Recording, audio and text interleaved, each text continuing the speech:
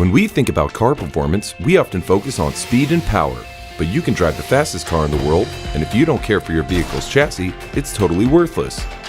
What is the chassis? The chassis is what connects the tires and wheels to the body of the car. It includes the frame, steering system, suspension system, tires, and wheels. The suspension system keeps your ride safe and comfortable by maintaining the ride height of your vehicle over bumps and dips in the road.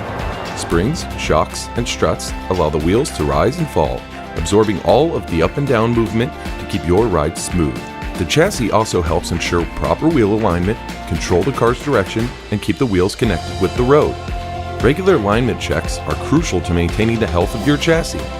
You should do this at least once a year, but definitely anytime you feel your car is pulling to the left or right.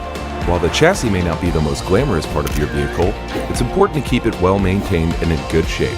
Here are a few ways to care for the chassis. Have your tires rotated and balanced regularly. Have your steering and suspension components inspected once a year. Replace your shocks and struts every 100,000 miles, and check your wheel alignment once a year. These services are essential to maintain the safety, comfort, and longevity of your vehicle.